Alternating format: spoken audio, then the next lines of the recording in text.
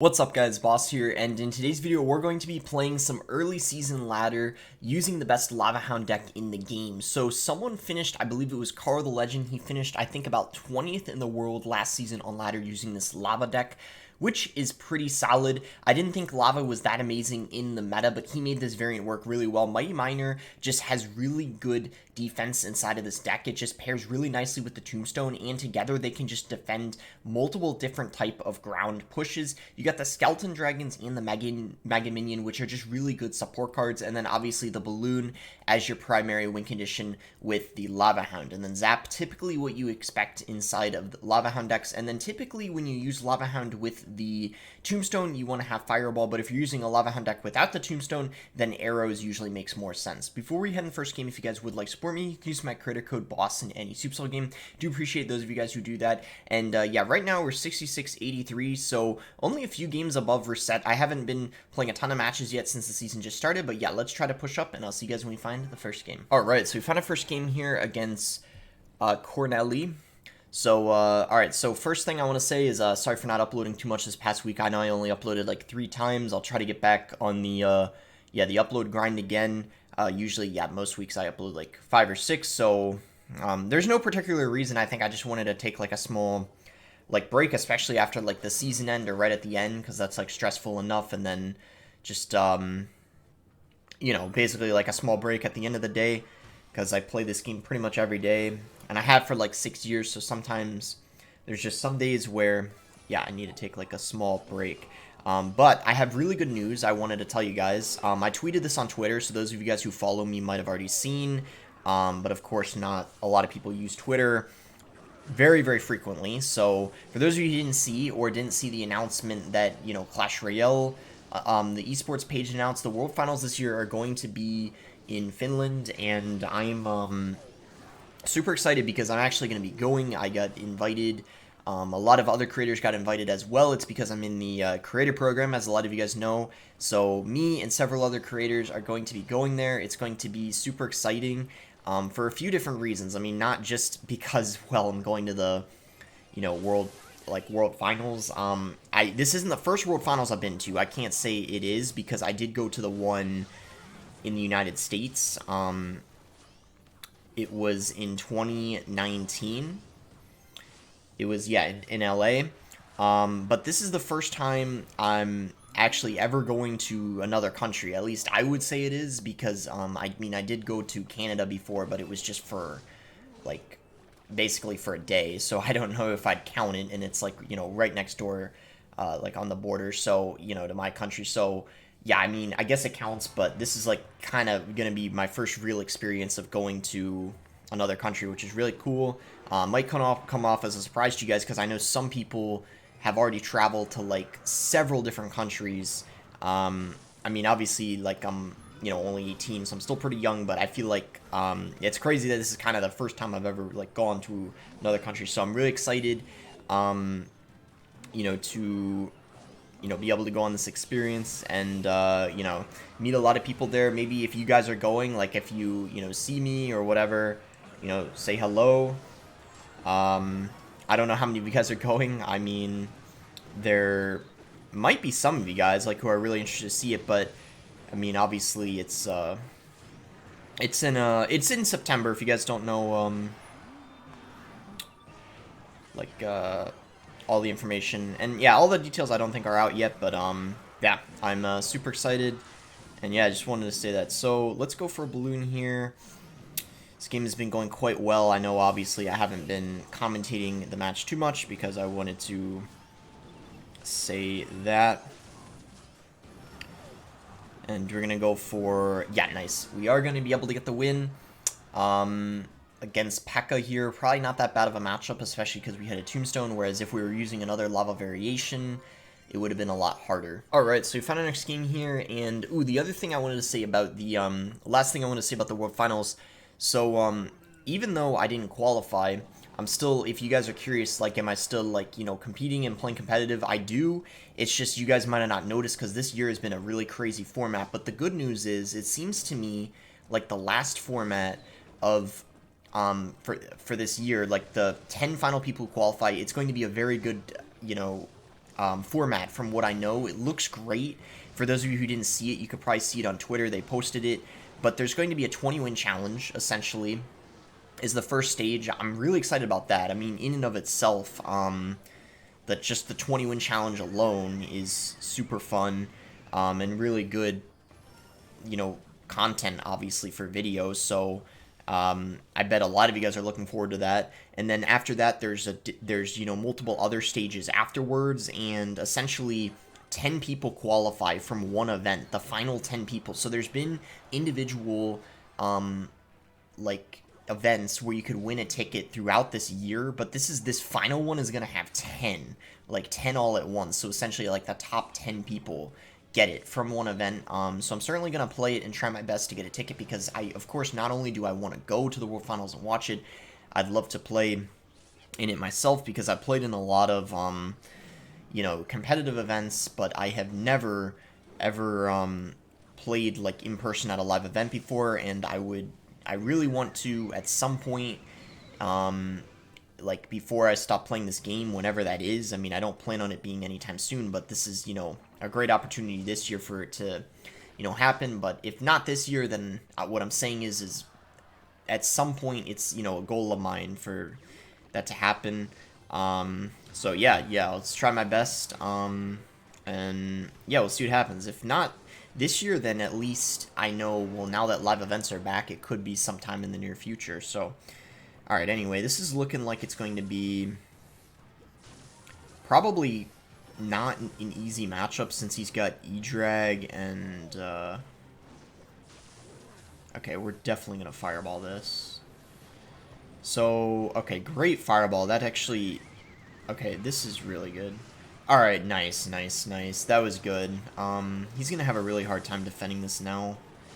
We just get, yeah, even with all this damage we get, this is solid. Even if the balloon doesn't get a hit, we forced so much elixir out of him, and we got a ton of damage. I'm gonna zap. I don't think we get a balloon hit here, sadly, but yeah, that was still a great push. I can't complain with that. Alright, he just gave us a great value fireball. This guy's just feeding us fireball values at this point. Okay, hopefully that...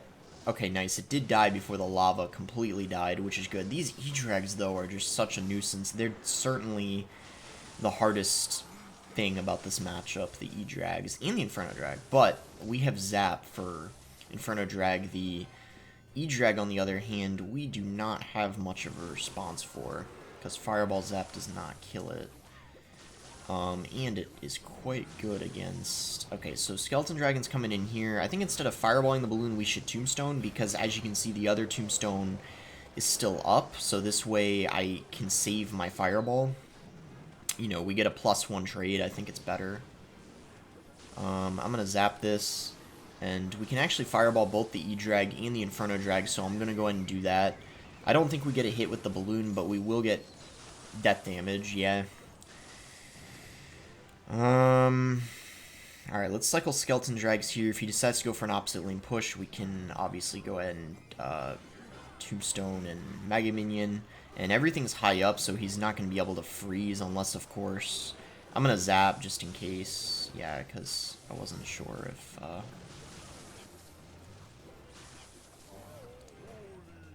Alright, I'm going to balloon here, actually, because it's going to get pushed by the Skeleton Dragons, basically forcing a quicker response out of him. Zap here might be good just to try to get death damage.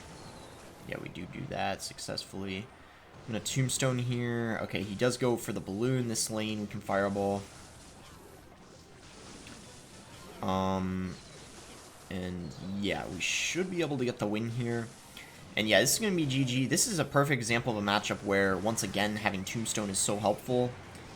And also having Fireball. Whereas if I had arrows, I can pretty much guarantee I would have lost this, because Fireball is a useful tool against the balloon, the pushback, and even taking out things like the E-Drag. Even though it's still alive, it deals a solid amount of damage to it. And yeah, we certainly very glad to have Fireball and Tombstone in that type of situation. Alright, see you guys when we find the next one. Alright, so we found our next game here. This guy's actually at level 13. But that doesn't mean too much, because... well, It's like early season, so it's not, I'm not, what I mean is it's not, what I mean is it's not too impressive, but obviously it means, well, we have a slight advantage, but likely he still has every card at level 14, or most of them anyway, so, it won't give me that much of an advantage. Just his towers will have less health and deal less damage, but anyway, alright, so he's got some sort of a bait deck. This is going to be annoying because Firecracker is hard for me to kill, and I have to overcommit on it with Fireball, or try to take it out with support cards, and this is also going to be a problem. This Mother Witch is going to get a lot of value. Luckily the bats, most of them die, so I don't have to worry about those. So it seems like he's got, most likely Mother Witch and Firecracker are going to be his main air counters. Unfortunately, I'm going to have to Fireball this.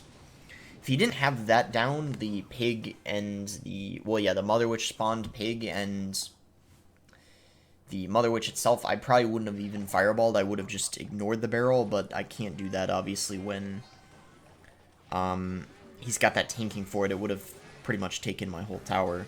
So, Mighty Miner, Tombstone, hopefully can get the job done here. I will have to go Skeleton Dragons just so the skeletons don't turn into pigs.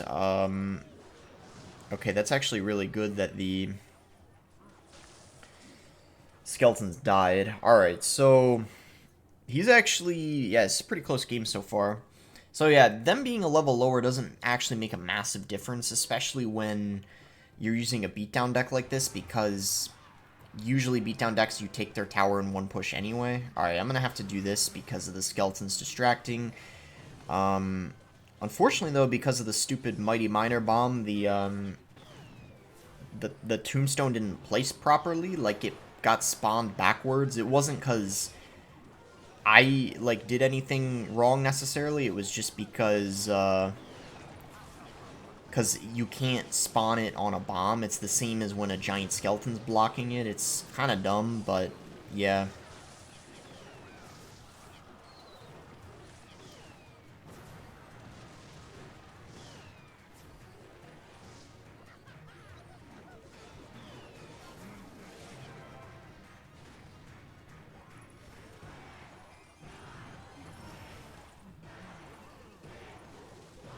Alright, well, Zap takes his tower, but, not a great position, I don't think, because now he can RG in the pocket.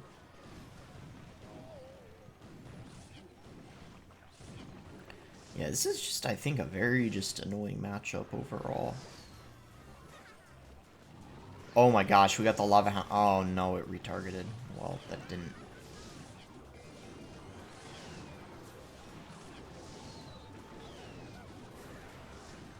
Yeah, these firecrackers are so annoying. This is some great damage, though, here for us. I think we have to try to abuse the balloon, because the lava is easy for him to defend, but I think the balloon is actually hard, because he doesn't have a lot of DPS, besides the Firecracker and the Mother Witch. So I think what we should do... Okay, that was really good. We managed to kill that. Fireball that.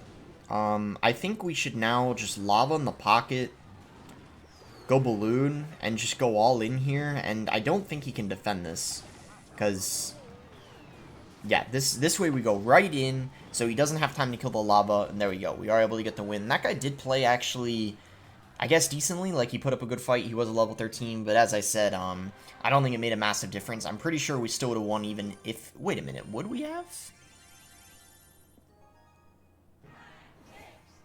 Wait a minute. Maybe not, because then his tower wouldn't have been in zap range.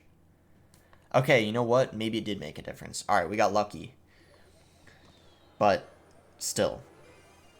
I mean... So what, I guess, right? Like, I mean, I'll take it. Alright, so let's lava. And he's probably running Sparky because he has Sparky in his name. So, yeah. There's a Sparky.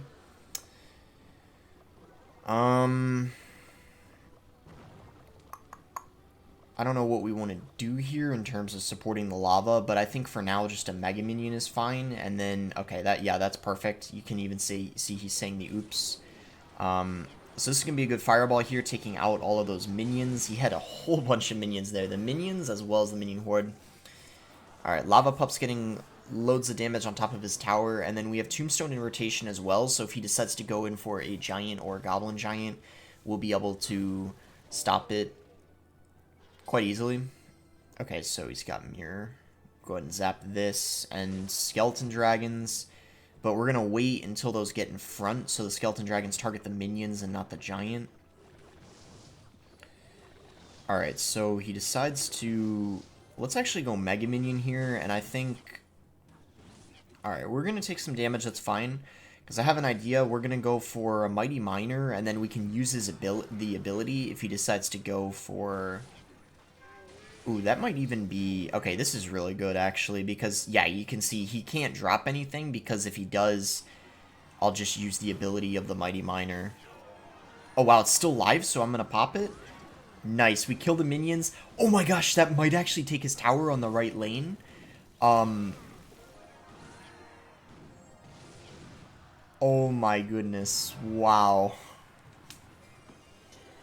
I was thinking, like, it might, but I didn't actually think it would happen. Wait, did he just said wow after? So is it finally the realization just settling in that I took his tower with the Mighty Miner? Maybe. Yeah, that's, Oh, that's what Mighty Miner does best. When you've taken one of their towers and just send it in on the other one, it's, broken. We're gonna Fireball. Balloon still has some health left, gets a shot on the tower, and because of the skeletons, we distract the minions, and, ooh, I was gonna say... I thought they were all going to die to the balloon bomb, but at least 2 of them do, so that was good. And yeah, it's going to be GG. This matchup was super easy just because of the Mighty Miner. That was for sure the MVP. I think, like, if we were running... Well, honestly, Lava Arrows would have been completely fine too against that deck, because arrows are amazing against Minion Horde. But yeah, he just had kind of like a little bit of a strange Sparky deck, but I guess there is a decent amount of Sparky bait right now, but I think that the best Sparky variant is either Goblin Giant Sparky Rage or the Sparky deck with Tornado in Ewiz, the one that Agony King runs. Alright, so this will probably be our last match here. Let's see what this guy is using. Okay, he's got Hog, so this might come off as a surprise to you guys, but 2.6 actually has a really hard counter against Lava, so this is probably going to be really tricky because, and if you're wondering why 2.6 hard counters Lava, and I know this has been honestly like a common misconception for a very long time, because for some reason there's a lot of people, well, actually I don't think there's many people anymore who think this, but there might be some people who think it's like about an even matchup, but yeah, if you guys didn't know, 2.6 actually has a really fat counter against Lava Loon. Like, I'm talking probably like at least a 70-30 matchup, probably even more like 80-20. And the main reason for that is just because... Okay, that was a really bad log because he tried to obviously predict the... I don't even know what, and he didn't catch anything. So that was, yeah, not the best log, but... It's really hard because you have to spend 6 elixir just to kill a musketeer, and it's super easy for them to cycle back to the musketeer by the time you kill it, and also on top of that, the cannon gets a ridiculous amount of value, and because the balloon doesn't one-shot it anymore, and they can play the cannon away from the musk. In this case, he didn't, though, so I'm going to Fireball. We're going to go ahead and zap the musk here. And, yeah, we might get lucky here and actually get a balloon hit, because that was not very good defense. He shouldn't have, I'm going to point out the mistake right now, because we shouldn't have gotten that damage. There was no reason for him to play the cannon next to that musketeer. That's why you're supposed to, in this matchup, play the musketeer in the corner. And he should have known that I didn't have a miner, because I have Tombstone, and there's not really anyone who uses Lava Miner Tombstone. So that essentially, that might cost him the game. If we win this, that was because he played the... Okay, and that was also not a very good hog, because he's going in the opposite lane. So, just easy for us to defend. We can go Mega Minion here. I'm going to go for... I wanted to go Fireball because I was trying to... Because if he dropped a Hog into it too, that also would have been good. He didn't, though, sadly. Okay, so now he's playing alright. So this is... he's actually going to pressure the other lane. That's very interesting. I'm gonna Tombstone. He logs. I wonder if we have to take some damage. Sadly, though... Wait, the Lava Hound just locked on his tower. That's huge, actually. But that hog, man, jeez.